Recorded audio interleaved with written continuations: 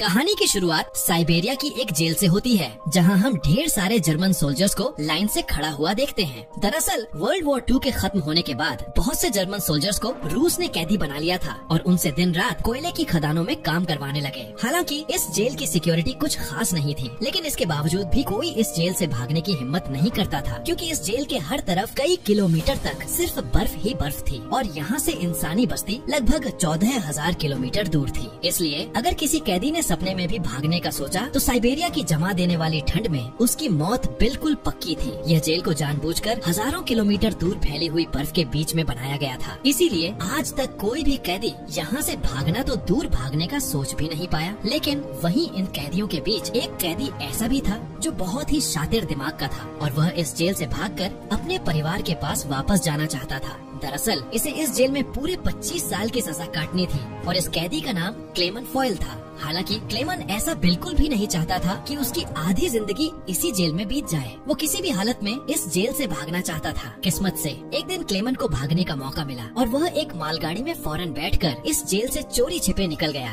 अब जेल के बाहर जब उसने खुले आसमान में सितारों को देखा तो वह खुशी से झूम उठा। अभी वह कुछ ही दूर पहुंचा था, तभी उस मालगाड़ी को रोक दिया गया और जब क्लेमन ने बाहर झांका तो एक रशियन सिपाही बंदूक ताने उसके सामने खड़ा था। बदकिस्मती से क्लेमन को पकड़ लिया गया और जेल से भागने के जुर्म में उसे एक सेल में बंद कर दिया गया। उस सेल में क्लेमन को पूरे 2 दिनों तक रखा गया। आखिरकार 2 दिन बाद उसे बाहर निकाला गया और जेल का वार्डन ने उसे कहा कि तुम्हारे साथी बेसब्री से तुम्हारा इंतजार कर रहे हैं। जैसे ही क्लेमन जेल में वापस गया तो उसके साथी लाठियां और डंडे लेकर उसका इंतजार कर रहे थे। सभी कैदी क्लेमन पर बहुत गुस्सा थे, क्योंकि क्लेमन के भागने की वजह से उन सबको पिछले 2 दिनों से खाना नहीं मिला था। अब बाकी कैदियों ने क्लेमन को देखते ही उस पर लाठी डंडे बरसाने शुरू कर दिए, जिससे क्लेमन बुरी तरह से जख्मी हो गया और फिर उसे जेल के हॉस्पिटल में एडमिट करना पड़ा। इस जेल का डॉक्टर भी एक जर्मन कैदी था। होश में आते ही क्लेमन ने डॉक्टर से कहा, मैं एक बार फिर से जेल से भागना चाहता हूँ और मुझे आपकी मदद चाहिए। डॉक्टर क्लेमन का जज्बा देखकर दंग रह गया। डॉक्टर ने उसे समझाया कि इस जेल से जिंदा भाग पाना नामुमकिन है और अगर तुम किसी तरह यहाँ से निकल भी गए तो बाहर की जमा देने वाली सर्दी में वापस नहीं लौटोगे। लेकिन सच यह भी है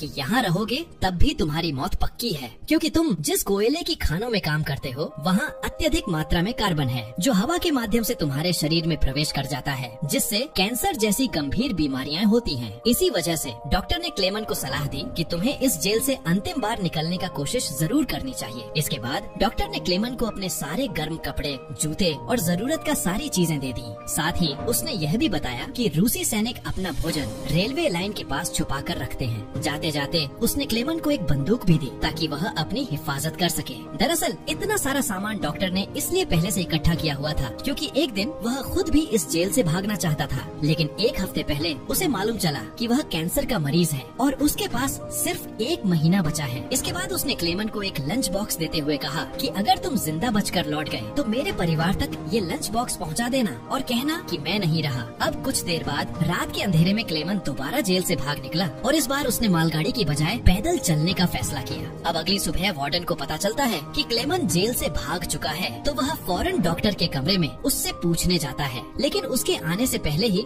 डॉक्टर ने अपनी जान ले ली थी। इस सब के बाद वार्डन ने कई रशियन सिपाहियों को बुलाया और क्लेमन को जिंदा पकड़कर वापस लाने का हुक्म दिया। हालांकि कई दिनों की खोज पड़ताल के बाद भी उसे क्लेमन का कोई पता न चल सका। अब यहाँ जेल में सबको लगने लगा कि क्लेमन तो कब का जमकर मर चुका होगा, मगर वार्डन हार नहीं मानता है, क्योंकि उसे मालूम था कि क्लेमन बहुत स्ट्रॉन्ग है और वह इतनी आसानी से नहीं मर सकता। इसीलिए वार्डन ने हुक्म दिया कि सर्च ऑपरेशन जारी रखा जाए। तभी दूसरी ओर हम क्लेमन को देखते हैं, जो बर्फीले तूफान को पूरी ऊर्जा के साथ चीरता हुआ आगे बढ़ रहा था। जेल से भागे हुए उसे 9 दिन हो चुके थे कि अचानक कुत्तों के भौंकने की आवाज उसके कानों में पड़ी। पलटकर देखने पर उसने पाया कि एक स्लेज तेजी से उसकी ओर आ रही है। इससे पहले कि वह बचने के लिए कुछ कर पाता, स्लेज उसके ऊपर से गुजरती हुई आगे निकल गई। इसी पल क्लेमन की आंख खुली और उसे पता चला कि यह सब केवल एक सपना था। दरअसल पैदल चलते चलते क्लेमन को 9 दिन बीत चुके थे और उसका सारा खाना खत्म हो गया था। भूख और थकान से उसका बुरा हाल था। आगे बढ़ना लगभग नामुमकिन लग रहा था, मगर क्लेमन ने हार नहीं मानी और जैसे तैसे चलता रहा।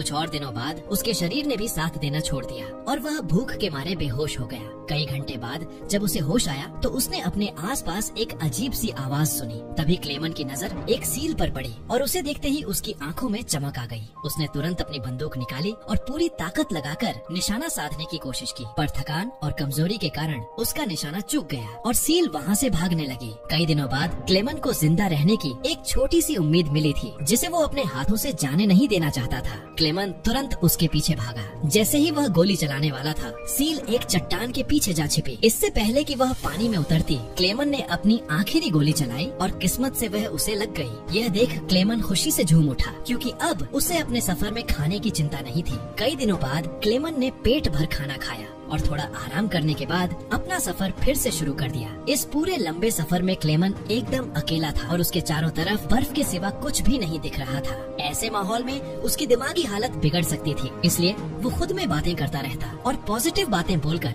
खुद से उम्मीद जगाता रहता। इसके साथ ही वो हर समय कंपास की ओर देखता रहता, जिससे इस बर्फीली जगह में कहीं खो न जाए। ऐसे ही दिन गुजरते गए। लगातार 2 महीने चलने के बाद क्लेमन को इस बर्फीले मैदान में एक छोटा सा पेड़ दिखा। इस पेड़ को देखकर क्लेमन इतना खुश हुआ जैसे उसके हाथ कोई खजाना लग गया हो। फिर वो भागकर उसे गले लगा लेता है। दरअसल ये पेड़ इस बात का इशारा थी कि ये बर्फीला मैदान यहीं समाप्त होता है और आगे जंगल शुरू होने वाला है। वहीं उधर वार्डन, जो अब भी क्लेमन की तलाश में था, उसने अपने सिपाहियों को 500 किलोमीटर के दायरे में क्लेमन को ढूंढने का हुक्म दिया। फिर हम क्लेमन को देखते हैं जो जंगल में आगे बढ़ रहा था कि अचानक एक बर्फीला तूफान आ गया। तूफान की रफ्तार से बड़े बड़े पेड़ भी जमीन से उखड़कर गिरने लगे। क्लेमन आगे बढ़ने की कोशिश करता है, तभी एक बड़ा पेड़ सीधा उस पर गिर जाता है। क्लेमन की किस्मत अच्छी थी कि 2 आदमी सोने की तलाश में वहाँ से गुजर रहे थे। उन्होंने सही समय पर उसकी जान बचा ली। उसके बाद ये तीनों एक साथ आगे बढ़े और कई दिनों के सफर के बाद बर्फीले मैदान से बाहर निकल गए। रास्ते में उन्हें एक नदी मिली,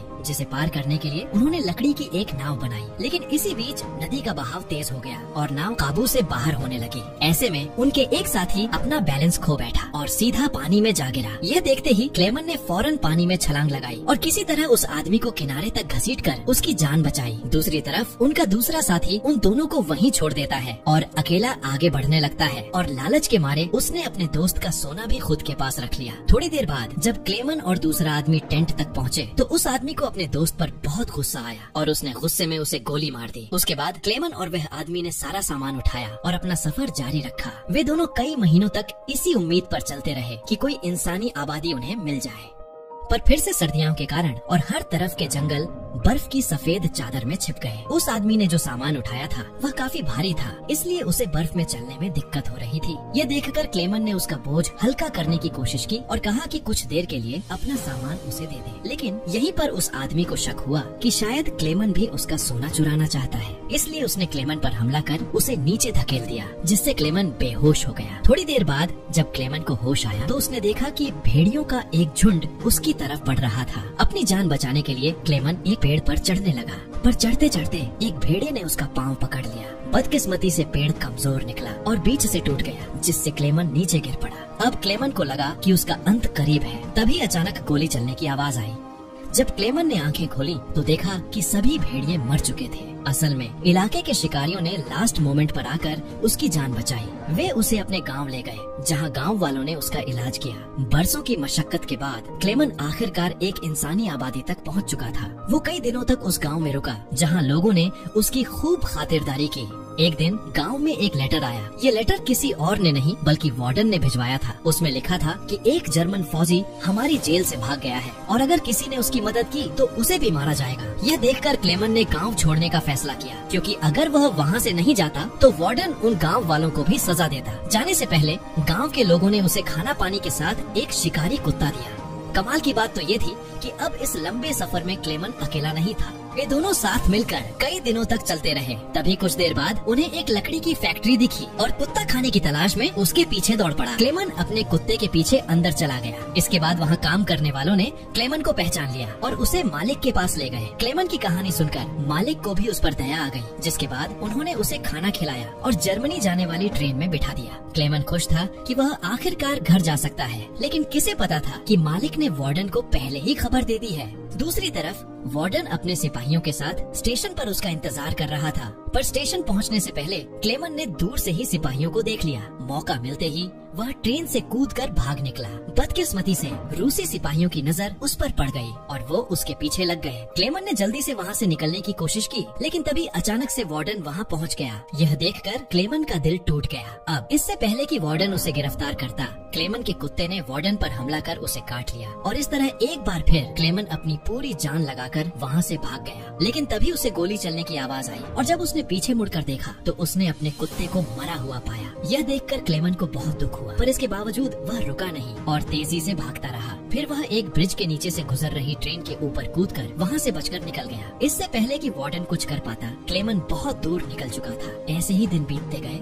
लेकिन क्लेमन ने हार नहीं मानी। अब साल 1952 आ जाता है और क्लेमन को जेल से भागे पूरे 7 साल बीत चुके थे। इस समय क्लेमन सेंट्रल एशिया में था और एक गांव के मेले में घूम रहा था। उस मेले में खाने पीने की कई चीजें बिक रही थी। वहीं खड़े क्लेमन को बहुत भूख लगी होती है, पर उसकी जेब खाली थी, इसलिए वह दिल पर पत्थर रखकर आगे बढ़ने लगता है। तभी उसकी निगाह मेले में मौजूद 2 लड़कियों पर पड़ी जो वहाँ पैनकेक बेच रही थी। क्लेमन का दिल तो पैनकेक खाने को कर रहा था, मगर उसकी जेब में एक भी सिक्का नहीं था, इसलिए वह मायूस होकर आगे बढ़ गया। मगर जैसे ही वह जाने लगा, उनमें से एक लड़की को उस पर दया आ गई और उसने पैनकेक का एक टुकड़ा तोड़कर क्लेमन की तरफ बढ़ा दिया। शुरू में तो क्लेमन थोड़ा झिझका, लेकिन फिर उसने पैनकेक ले लिया और उसे खा लिया। उधर मेले में मौजूद एक जूश शख्स ने यह सारा मंजर देखा। इसके थोड़ी देर बाद क्लेमन चर्च में पहुंचा और पीछे पीछे वह शख्स भी वहां आ पहुंचा।